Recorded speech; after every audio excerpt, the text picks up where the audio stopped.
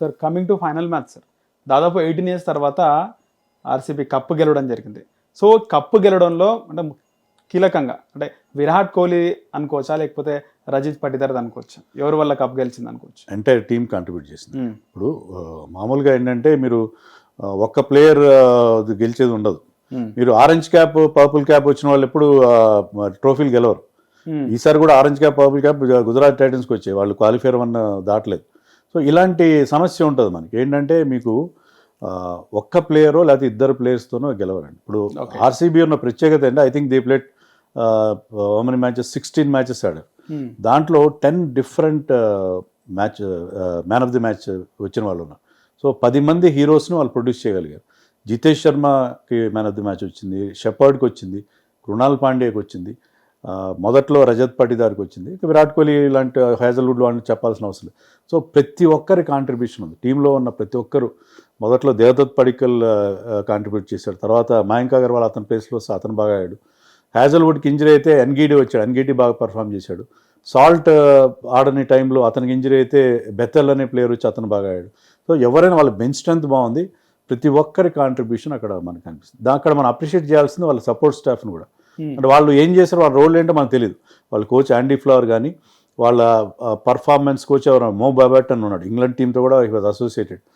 అతను తర్వాత Dinesh Karthik as a ప్లేయర్గా అతను ఎలా పర్ఫామ్ చేస్తారో మనకు తెలుసు. అతని రోల్ చాలా ఉంది. జితేష్ శర్మ కూడా చెప్పాడు హీఈస్ మై మెంటర్ అని కూడా చెప్పాడు. సో జితేష్ శర్మ 2 అద్భుతమైన ఇన్నింగ్స్ ఆడంటే దాని వెనకాల దినేష్ కార్తిక్ అతనికి ఇచ్చిన మోటివేషన్ ఉంది. సో దినేష్ కార్తిక్ మోటివేట్ చేశాడా, స్ట్రాటజీ ఎవరు, వీళ్ళందరూ రోల్ ఉంది. విరాట్ కోహ్లీ మనకి ముందు ఫేస్ ఆఫ్ విరాట్ కోహ్లీ కనిపిస్తుంది ఆర్సీబీ అనగానే, కానీ ఈసారి they are not dependent on Virat Kohli. Virat Kohli ఒక సీజన్లో 973 రన్స్ చేశాడు. ఇంతవరకు ఐపీఎల్ ఎవరు రన్స్ చేయలేదు, ఆల్మోస్ట్ 1000 రన్స్ చేశాడు. అప్పుడు కూడా వాళ్ళు ట్రోఫీ గెలవలేదు. కానీ ఈసారి అతను చేసిన 600 రన్సే. కానీ ఏంటంటే ప్రతి ఒక్కరి కాంట్రిబ్యూషన్ ఉంది. ఈసారి మెయిన్గా ఆర్సీబీ గెలవడానికి మెయిన్ రీజన్ ఏంటంటే బౌలింగ్. గతంలో వాళ్ళకి ఎప్పుడు they use to concentrate on batting. వాళ్ళు మంచి బ్యాట్స్మెన్ తీసుకున్నారు. వాళ్ళ దగ్గర ఉన్న డబ్బంతా కూడా మీకు లిమిటెడ్గా ఉంటుంది, మీకు ఆక్షన్ మనీ. వాళ్ళు డబ్బంతా ఎవరికి పెట్టారు, బ్యాట్స్మెన్ పెట్టేవారు. They use to pick Virat కోహ్లీతో పాటు de Villiers, Chris Gayle, Shane Watson ఇలాంటి మంచి బ్యాట్స్మెన్ మీద వాళ్ళు అమౌంట్ స్పెండ్ చేసేవారు. బౌలింగ్ డిపార్ట్మెంట్ ఎప్పుడు వీక్గా ఉండేది వాళ్ళు. ఈసారి ఏం చేశారంటే ఆ ట్రెండ్ మార్చారు వాళ్ళు. ఈసారి వాళ్ళు రిటైన్ చేసుకున్న ప్లేయర్స్ తక్కువ. విరాట్ కోహ్లీతో పాటు రజత్ పటిదార్ అండ్ యష్ దయాల్ని మాత్రమే రిటైన్ చేస్తున్నారు. చాలా పెద్ద అమౌంట్తో వెళ్ళారు. బౌలింగ్ని స్ట్రెంథన్ చేస్తున్నారు. హ్యాజల్వుడ్ని మళ్ళీ తీసుకొచ్చారు, భువనేశ్వర్ కుమార్ని తీసుకొచ్చారు. అలాగే వాళ్ళ స్పిన్ బౌలింగ్లో వాళ్ళు చాలా స్మార్ట్ బయింగ్ చేశారు. కృణాల్ పాండ్యా ఎంత బాగా బౌలింగ్ చేస్తాడో తెలియదు. కృణాల్ పాండ్యా నుంచి ఒక అద్భుతమైన బౌలర్ని వాళ్ళు రాబట్టుకున్నారు. సుయాష్ శర్మ నుంచి పర్ఫార్మెన్స్ తెచ్చుకున్నారు. సో వాళ్ళ స్ట్రాటజీ మారి బౌలింగ్కి ఎప్పుడైతే మీరు పెద్దపీట వేశారో దే స్టార్టెడ్ విన్నింగ్ మ్యాచెస్. ఎందుకంటే బ్యాట్స్మెన్ ఎన్ని రన్స్ చేసినా లాభం లేదు. ఇప్పుడున్న పరిస్థితుల్లో మీరు 240 చేసినా 250 వేసినా కూడా దాన్ని చేజ్ చేస్తున్న పరిస్థితులు మనం చూస్తున్నాం. Unless and until you have gun bowlers, మీ దగ్గర మంచి బౌలర్స్ ఉంటే తప్ప you cannot win matches. So అందుకని ఈసారి ఆ మేజర్ చేంజ్ వాళ్ళ దగ్గర అదే కనిపిస్తుంది. తర్వాత మిడిల్ ఆర్డర్ కూడా గతంలో స్ట్రాంగ్ ఉండేది. గతంలో ఏంటంటే టాప్ హెవీగా ఉండేది ఆ టీం. మ్యాక్స్వెల్ ఉండేవాడు, విరాట్ కోహ్లీ, ఫాఫ్ డూప్లెసీ, తర్వాత రజత్ పటిదార్. ఆ తర్వాత మొత్తం బ్యాటింగ్ అంతా వీక్ ఉండేది. ఈసారి వాళ్ళు ఫినిషర్లు తెచ్చుకున్నారు, షెపర్డ్ని తెచ్చుకున్నారు, టిమ్ డేవిడ్ని తెచ్చుకున్నారు. అంటే విరాట్ కోహ్లీ ఎప్పుడు మీకు ప్లాట్ఫామ్ క్రియేట్ చేస్తాడు. విరాట్ కోహ్లీ కన్సిస్టెంట్గా ఆడతాడు. మీకు అతను ఒక 10 ఓవర్స్ వరకు మంచి ప్లాట్ఫామ్ క్రియేట్ చేస్తాడు. ఆ రిమైనింగ్ 10 ఓవర్స్ బాగా ఆడాలి. గతంలో వాళ్ళు ఆడలేకపోయారు. ఒక్కసారి విరాట్ కోహ్లీ అవుట్ అయినా, లేకపోతే మ్యాక్స్వెల్ అవుట్ అయినా, ఫాఫ్ డూప్లెసీ అవుట్ అయినా తర్వాత వాళ్ళ ఇన్నింగ్స్ చాలా చేతికలు పడేది. కానీ ఈసారి ఏంటంటే they have taken good finishers. ఇప్పుడు Jitesh Sharma is also finisher. So వీళ్ళు ఒక ప్లాట్ఫామ్ క్రియేట్ చేస్తే దాని మీద వాళ్ళు ఒక పెద్ద స్కోర్ వరకు దాన్ని మంచి ఫినిషింగ్ టచ్ ఇవ్వడం అనేది మనం చూసాం. అది అలాంటి కొన్ని జాగ్రత్త, అంటే ఆ లోపాలు వాళ్ళకి గతంలో, బికాజ్ 17 ఇయర్స్ నుంచి వాళ్ళకి డిసప్పాయింట్మెంట్ ఇది అనేది. 17 ఇయర్స్ నుంచి ఏమేమి మిస్టేక్స్ చేసాం అన్నీ కూడా వాళ్ళు బహుశా వాళ్ళంతా ఇంట్రోస్పెక్షన్ చేసుకొని ఇప్పుడు they have come up with the right combination అని అనిపిస్తుంది. ఓకే, సో చాలామంది కూడా పంజాబ్ గెలుస్తుందని చాలామంది ఎక్స్పెక్ట్ చేస్తారు. సో పంజాబ్ ఎక్కడ మ్యాచ్ ఓడిపోయింది అంటారు?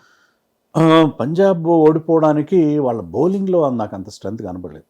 ఎందుకంటే చహల్ లేకపోవడం వాళ్ళకి, అంటే చహల్ ఆడే లాస్ట్లో 2 మ్యాచ్లు ఆడి, కానీ చహల్ ఆశించిన స్థాయిలో ఆడకపోవడం. తర్వాత మీకు హర్ష్దీప్ సింగ్ ఫైనల్లో ఫెయిల్ అయ్యాడు. ఓన్లీ గైల్ జేమిసన్ ఒక్కడే ఆ ఫైనల్లో మీకు మంచి బౌలింగ్ చేశాడు. బౌలింగ్లో వాళ్ళకి ఆ పదును అనేది మనకి కనిపించలేదు.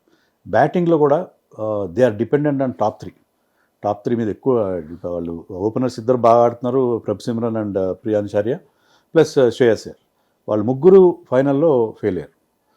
దాంతో ఇంగ్లీష్ లాంటి ప్లేయర్స్ మీద శశాంక్ సింగ్ వీళ్ళందరి మీద చాలా ఒత్తిడి పెరిగింది. గతంలో అంతా ఏంటంటే అంతవరకు మీకు either Pradeep Simran or Priyansh or Shreyas వీళ్ళు స్కోర్ చేస్తూ వచ్చారు, వీళ్ళకి జస్ట్ ఫినిషింగ్ మాత్రం ఇస్తూ వచ్చారు. కానీ ఇక్కడ ముగ్గురు కూడా ఎర్లీగా అవుట్ అవడంతో వాళ్ళకి ఆ మిడిల్ ఆర్డర్ మీద విపరీతం ప్రెషర్ పడింది. And RCB bowled really well, వాళ్ళు క్యాచ్లు తీసుకున్నారు. ఫిల్ సాల్ట్ పట్టిన అద్భుతమైన క్యాచ్ ఒకటి. తర్వాత కృణాల్ పాండ్యా వచ్చిన స్పెల్, అతను 4 overs on the trot bowling వేసాడు. He started from 7th and he went up to 13.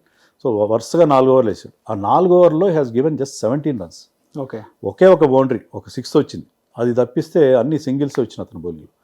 అక్కడ అతను రన్స్ టైట్ చేయడంతో పాటు 2 ఇంపార్టెంట్, ముఖ్యంగా జాష్ ఇంగ్లీష్ చాలా డేంజరస్ ప్లేయర్, అతను అవుట్ చేశాడు. ఇంగ్లీష్ అప్పటికే 4 sixes కొట్టాడు. సో అది వాళ్ళకి చాలా క్రూషియల్ అయింది. సో అతను చేసినది. తర్వాత జితేష్ శర్మ ఆడిన ఇన్నింగ్స్, వాళ్ళు చాలా బాగా వాళ్ళ బౌలర్స్ బాగా కంట్రోల్ చేశారు. వాళ్ళ బౌలింగ్లో ఆ పదును లేకపోయినా కూడా బాగా కంట్రోల్ చేశారు. బట్ జితేష్ శర్మ ఆడిన చిన్న క్యామియో 24 runs ఆఫ్ 10 balls, అది వాళ్ళకి 190 వచ్చేలాగా చేసింది. సో మీరు ఫస్ట్ బ్యాటింగ్ చేసి 190 ఎప్పుడైతే చేస్తారు ఫైనల్లో, మామూలుగా అయితే 190 చేయడం చాలా ఈజీ, 200, 220 కూడా చేస్తారు. కానీ ఫైనల్లో చూస్తే మీకు ఆ ట్రాఫీ మీ కళ్ళ ముందు కనిపిస్తుంటుంది. మనం అవుట్ అయితే ఏంటి పరిస్థితి అనే ఒక ప్రెషర్ ఉంటుంది. సో ఫైనల్లో చేజింగ్ 190, దాంట్లో ఫస్ట్లో మీకు వికెట్లు పడుతూ ఉంటే చాలా ఇబ్బంది అయిపోతుంది. సో ఆ ప్రెషర్ అనేది దానివల్ల వాళ్ళు ఓడిపోయారు. ముఖ్యంగా శశాంక్ నాగ్ గురించి మాట్లాడుకోవాలి సార్. లాస్ట్ ఓవర్లో 29 runs ఉంటే 23 కొట్టినాడు, 6 runsతో ఓడిపోయినారు. అది పెద్ద నేను పట్టించుకోనండి అది. ఎందుకంటే ఎందుకు sir? First 2 balls dot balls ఆడాడు. ఇప్పుడు మీరు లాస్ట్ ఓవర్లో when you have to make 29, first 3 balls ఒక బౌండరీ రావాలి. సరే, ఫస్ట్ 2 balls రాలేదు, ఓకే, డాట్ బాల్స్ అయినాయి. తర్వాత అప్పుడు ఎన్ని ఉన్నాయి? 29 runs ఉన్నాయి.